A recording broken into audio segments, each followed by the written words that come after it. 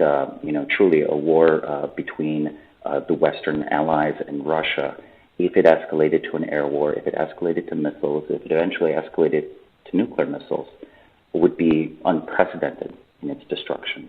I really think that we would see a significant global drop in living standards. We would see the breaking of supply chains. Many of the world's industrial centers would be destroyed. I don't think we would go back to the Stone Age, not even the medieval era. But if suddenly our living standards are not too different from 1900, of the survivors, I think that's quite realistic, and that would, by historians, be considered sort of the end of this phase of Western civilization. Interesting. And when you talk about pressure for a compromise, what does that look like? Is it trying to persuade Kyiv to accept the loss of the Donbass and Crimea, or is it something more than that? I think it will be a desire, basically, for reduced support to Ukraine. I think the Russians will push for some sort of ceasefire. I don't think they're even aiming for recognition of Crimea as Russian territory. I think they basically just want to freeze the war where it is again, right? Just as it was previously with the Minsk Accords. And it should be emphasized that the autonomous region in the Donbass and so on, that region was not under Ukrainian government control at the start of this year, right? It was already partially held by separatists.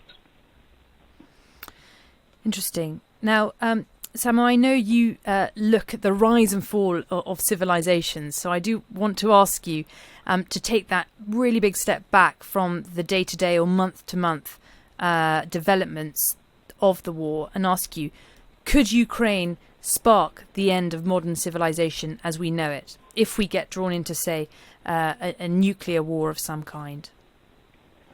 Well, on the scale of months to years, I would say that any sort of serious air war between any NATO country and Russia is itself an on-ramp to disaster.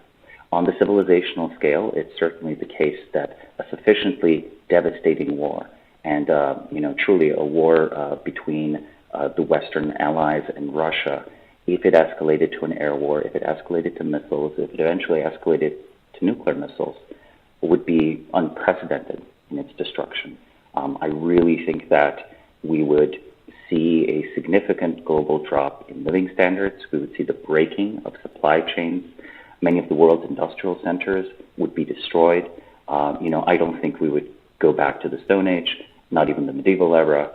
But if suddenly our living standards are not too different from 1900, of the survivors, I think that's quite realistic, and that would, by historians, be considered sort of the end of this phase of Western civilization. I think they would consider whatever ideologically, religiously, economically, politically emerges after to be a distinct civilization, right? Just as we consider, the Frankish Empire distinct from the Roman Empire, or the Byzantine Empire, right, distinct from the earlier Latin-speaking Roman Empire. Well, that's a very bleak prospect indeed. And how likely do you think it is that we could be drawn into an air war, the West with Russia? I think so far, Western statesmen have actually shied away from supporting a full air war. Right. The crucial issue here is that to maintain air supremacy, to impose anything like a no-fly zone, you have to shoot down Russian planes. The Russians don't want their planes shut down, so they shoot down your planes. Your planes have been shot down with anti-air defenses in Russian territory, and then you're lobbing missiles at anti-air defense positions in Russia itself. How can Russian commanders distinguish those from, strategic strikes? It gets very tricky, very fast, and I think the likelihood is currently slightly worse, actually, than the Cuban Missile Crisis, and let me explain why. I think that the Soviet Union had many policy tools and many alternatives in the 1960s. It was actually, objectively speaking, a far more powerful country that had a wide array of conventional military capabilities, ideological pull all over Africa, Latin America, even within Western countries. Modern Russia has very few strong assets, and they consider Ukraine and its sort of, at least neutrality, and honestly, yes, they do want to annex it too, they kind of consider that non-negotiable, and their biggest tool is the nuclear tool, right? They don't have that many policy options. So that's why I think that it will be hard for Russia to back out of certain situations if pressed into them. On the balance of probability, do you think that Russia will use a nuclear weapon, even if it's one of very low yield? I believe Russia will not use tactical nuclear weapons in Ukraine. I do believe Russia might conduct a nuclear weapons test, possibly even close to the Ukrainian border. The one very interesting exception, which I could imagine, is in the formerly annexed territories. I think that is still unlikely, but I could imagine Russia arguing that, oh, this is Russian territory, this is, we can use these weapons here, we did not use them in another country, try to muddy the waters a little bit. I do think it'll be, because of the nature of the war, difficult to use tactical nuclear weapons in such a way as to turn the tide. So because of that, the military utility is limited, and the main desired effect is a political one. And you get all of the desired political effect, the upside at least, not the downside, from a nuclear weapons, quote-unquote, test near the Ukrainian border, rather than deploying such weapons within Ukraine. And what kind of difference geopolitically does Finland and Sweden joining NATO make to the dynamics of this war? I think to the immediate course of the war, the differences are, fairly minor. Russia was never going to be, say, active in the Balkans. They're completely tied down in Ukraine.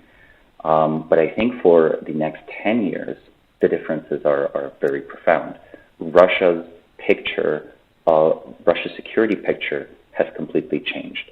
Where previously there was sort of some leeway, some neutrality, there is now, a space where they understand that a war, any sort of hypothetical war where they try to invade Estonia, Lithuania, Latvia, will be considered an act of aggression by Finland and Sweden. And these are countries that, just because of their geography, matter immensely for the logistics of such a war. So, not impactful for Ukraine, but very impactful in hopefully preventing a war in the Baltics. It doesn't, however, help with the Russian perception, which I think is somewhat accurate, that NATO is trying to box Russia in.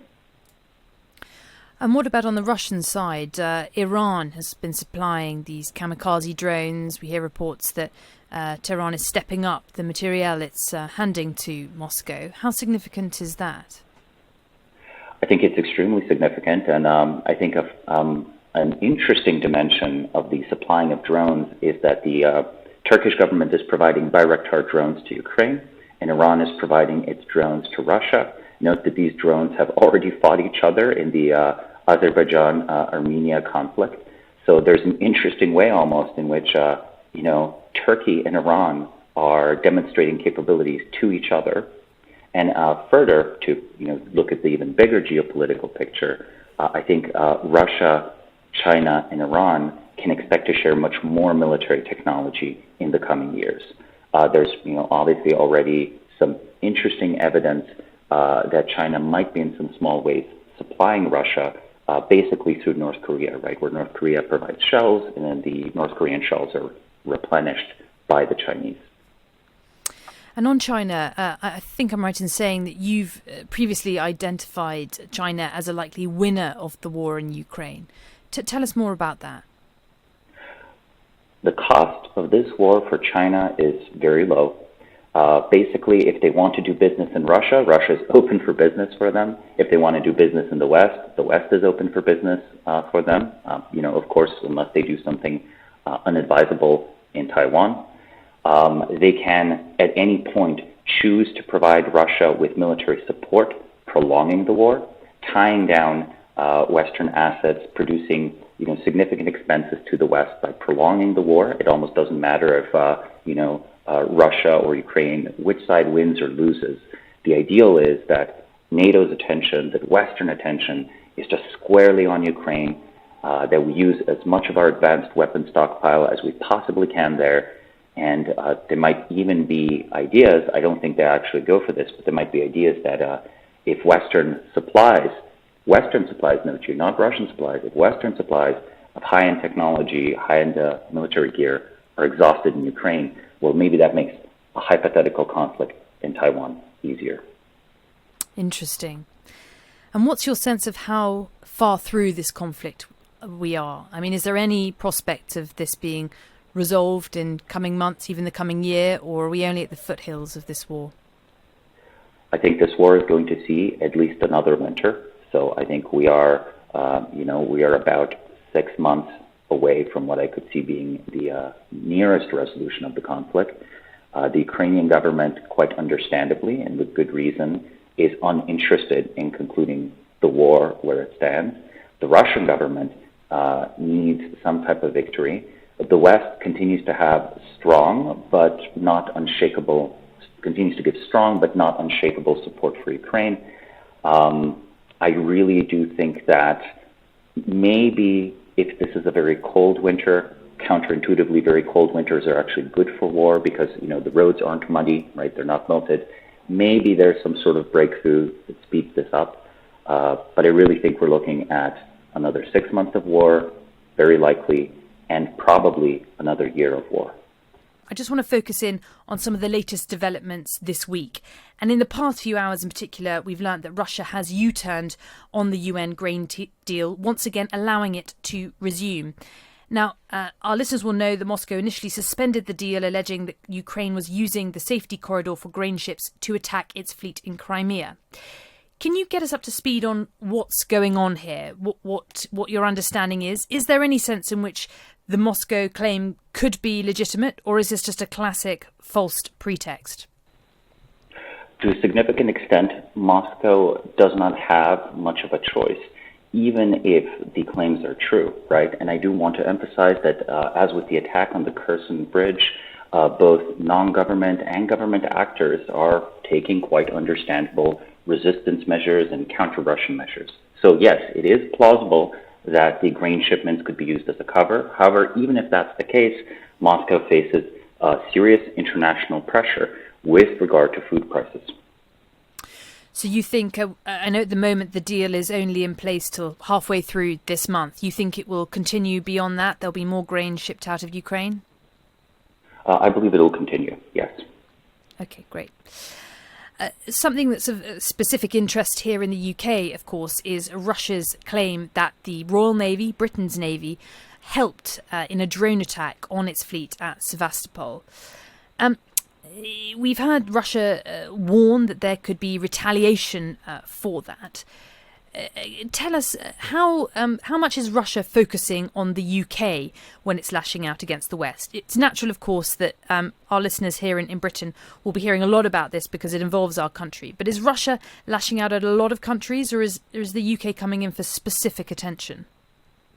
I think the United Kingdom, unfortunately, draws special attention in Russian public discourse. There's a longer historical view where Britain is sort of blamed for some of the incidents in Russian history. Say, fringe anti-communist voices in Russia peddle conspiracy theories where it was Britain that sort of caused the Bolshevik Revolution. So this is one of the cases where the romance of London, the romance of the British Empire, taken up by domestic fringe politics, makes this excellent fodder for radio waves and the internet in Russia. So I think it's for a domestic audience, not for an international audience.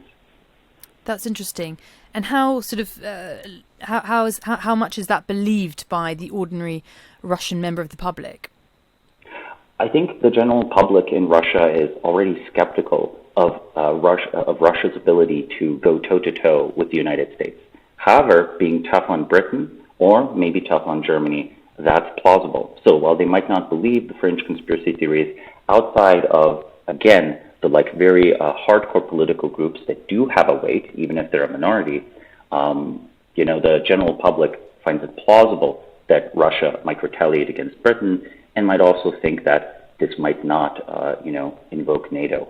But I do want to emphasize this would be action against probably military assets, if there are any, in sort of the Black Sea or Ukraine itself or so on. It would not be, I think, a strike on Britain itself. That's interesting, though. You don't think that this is confined to rhetoric or even the sort of more disguisable attacks like cyber, you think there could be a hot strike on British assets, Western assets in the general region?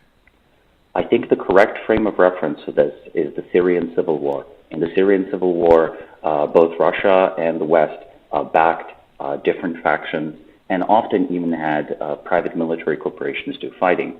Now, whether or not, the British assets are recognized as such, whether or not the British or Western governments acknowledge them, there are some Western trainers in Ukraine, there is Western hardware in Ukraine, and I think the Russians considered those legitimate targets.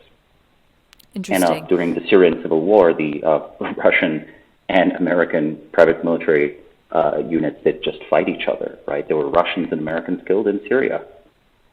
Yeah, extraordinary. And what about in the UK itself? Should we be bracing for sort of hybrid warfare attacks on our banking system or traffic grids or any other sort of parts of British civil infrastructure that are attackable through cyber means? I think cyber attacks and also straightforward sabotage, right? We've seen in this war straightforward sabotage is on the table, as was the case with Nord Stream pipelines. I think cyber attacks and sabotage might hit energy infrastructure. I think the Russians are banking heavily on this being a very unpleasant winter for European countries. And I think in their mind, the big countries to exert political pressure on, the sort of ones that make a difference, are Germany and Britain. And how solid do you think Western support, public support for governments backing Kyiv is as we head into this winter? As you pointed out, this is going to be difficult, cost of living crises affecting, household and business fuel bills, food bills. Do you think that the populations of these Western countries will remain firmly in support behind the Ukraine? I think that there will be at least a few countries in which the politicians will come under immense public pressure. So I think the public is generally supportive of Ukraine. However, the energy bills will become very real, and for at least a few weeks, some sort of concession will seem the sensible thing. The public won't even think of it as conceding to Moscow. They'll just think of it as finding a compromise, continuing to oppose Russia, thinking and arguments will be made that this is a long war, that actually we're going to continue to see fighting next year and the year after that, so why do we have to pay a high energy price this winter? And are there specific countries you think that are susceptible to wanting a compromise? I think in Germany, public opinion could turn very quickly. I think they've not really been used to sustained sort of economic pressure for a very long time. In a way, Germany was shielded over the last few decades onwards in the 2008 crisis. They've really, had sluggish economic growth, but the German public takes prosperity for granted. In the British case, I think the general public has its very understandable, complaints, has very understandable expectations for prosperity and so on, but the political realities of the fight are actually better understood here than in Germany.